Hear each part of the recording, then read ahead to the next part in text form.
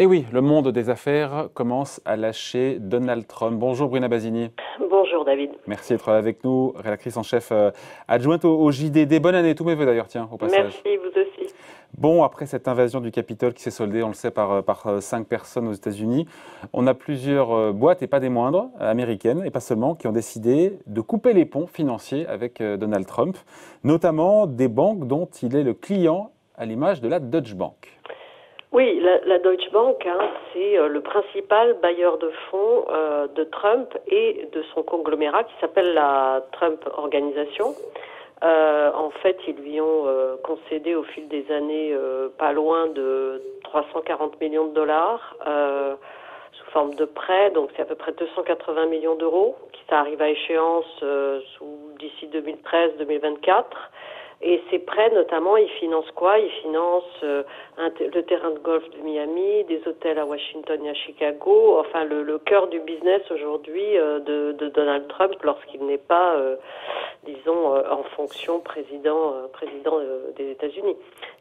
Donc ce lâchage, il n'est pas encore officiel, mais il y a peu de doute sur le fait qu'ils ne veulent avoir aucune relation future avec le président, avec Donald Trump.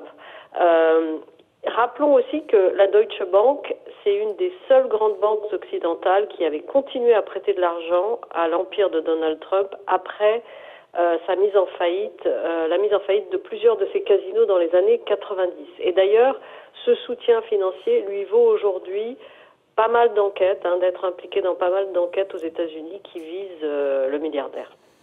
Donc voilà, donc la Deutsche Bank ne fera plus affaire avec Donald Trump, qui doit encore, enfin en tout cas 340 millions de dollars, vous nous le disiez. Oui. Pourquoi est-ce que la Deutsche Bank coupe les ponts, encore une fois, maintenant tardivement, diront certains? Oui, elle coupe les ponts parce que le dommage d'image est terrible et qu'en plus on peut se demander aussi s'il commence à douter de la capacité de l'empire Trump à éponger ses dettes, peut-être aussi parce que c'est pas si simple aujourd'hui. Il a une image tout de même abîmée, pas évidemment auprès de tous ses soutiens, mais de tous ces millions d'Américains qui ont voté pour lui, mais tout de même il commence à perdre d'autres soutiens financiers. Ce qui alimente la machine, le conglomérat Trump Organization, c'est pas juste les prêts, les encours auprès de la Deutsche Bank, c'est aussi d'autres contrats en cours. D'ailleurs, d'autres banques vont le lâcher, des banques auprès desquelles il a... Exactement. Donc, il n'y a pas seulement la Deutsche Bank, pardon, je vous coupe, Bruna, mais il y a d'autres entreprises qui vont, et pas seulement des banques, mais d'autres boîtes qui disent, voilà, maintenant, alors, toutes ne sont pas connues pour le coup en France, mais qui sont en train de le lâcher une à une. Absolument. Et celle qui frappe au portefeuille, en quelque sorte. Il y a la plateforme de vente en ligne Shopify qui a fermé ses pages officielles qui vendaient des articles à son effigie. Il y a le service de paiement Stripe qui a décidé de ne plus gérer les transactions sur son site de campagne. Il va perdre également cette année l'accueil d'un des plus grands tournois internationaux de golf, le PGA. Dans ces clubs de golf, ça c'est un mauvais point, de même que ces hôtels à Washington, à Chicago vont peut-être perdre des clients qui ne voudront plus organiser d'événements dans ces hôtels. La ville de New York réexamine les contrats en cours avec ces sociétés. Et puis il y a d'autres formes de punitions qui tiennent au bashing. Elles sont bien connues. On a beaucoup parlé du cas Twitter qui a décidé d'éjecter le président de sa plateforme, mais d'autres réseaux sociaux ont suivi, comme Facebook, comme Instagram. C'est des formes de bashing et d'autres diront de censure.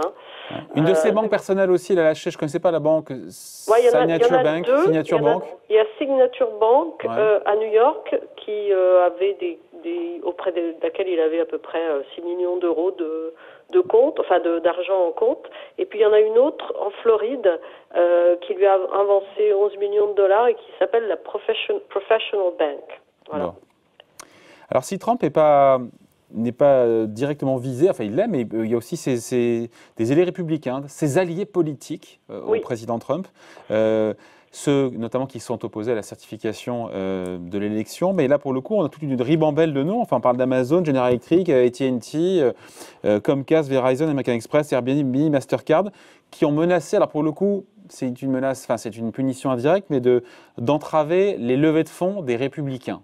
Oui, alors là, ça touche effectivement les élus républicains, mais plus grave encore, la machine à donation qui finance les partis politiques outre-Atlantique.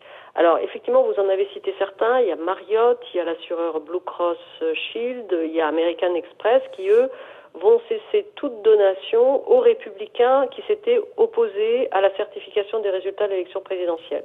Mais il y en a d'autres, Amazon, GE, AT&T, Airbnb, Mastercard, qui, eux, ont décidé plus largement d'entraver les levées de fonds des républicains, quels qu'ils soient. Il y en a d'autres encore, comme JP Morgan, Microsoft, Facebook, Google, qui, elles, veulent suspendre l'activité de leur comité d'action politique, le fameux PAC.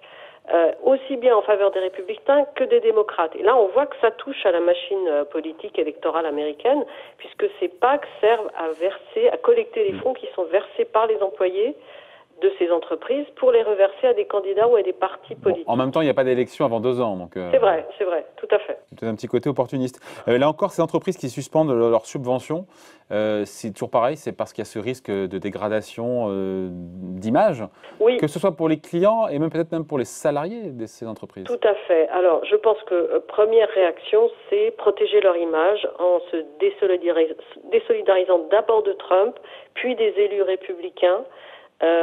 Et donc, pour ne pas dégrader leur image vis-à-vis de leurs salariés, vis-à-vis du grand public, ça c'est un premier niveau d'explication. Je pense qu'il y a également derrière ça une critique plus profonde du système politique. Derrière ces prises de position, quand on décide de bloquer la machine à sous qui subventionne les partis, on exprime également une critique à l'égard, on peut envoyer en tout cas un message aux partis politiques en leur disant vous avez mis en danger nos normes démocratiques, vous avez laissé s'abîmer la démocratie américaine, et je pense que c'est une critique assez profonde. Après, il faut voir combien de temps elles vont boycotter durablement le financement de la machine politique. Je ne vais pas rentrer dans tous les cas d'espèces, de tous les groupes qui ont décidé pendant plusieurs mois qu'ils n'alimenteront plus la machine à subvention. Mais voilà, en tout cas, ça va assécher tous ces flux d'argent qui arrivaient au fil de l'eau. Vont assécher les coffres-forts qui vont servir aux prochaines élections. Je sais qu'elles n'ont pas lieu avant novembre 2022, oui. Mais tout de même. Ensuite, il faudra voir également, derrière ça, donc vous avez abîmé notre démocratie, et puis aussi notre système électoral, notre système de financement n'est plus au point, n'est plus efficient. Il faut le revoir. Il faut le rendre plus transparent, le rendre plus efficace, moins critiquable. Après, il faut voir si elles vont de la même manière bouder durablement les bureaux des parlementaires au Congrès, quand le Congrès aura repris ses activités. Ça, on est moins sûr. Hein. Ouais, ça c'est moins sûr, effectivement. Bon, en attendant, voilà, le monde des affaires commence à lâcher tout doucement Donald Trump. Merci en tout cas, explication signée Bruna Basini, rédactrice en chef adjointe au JDD. Merci Bruna. Merci. Bonne journée. Au revoir.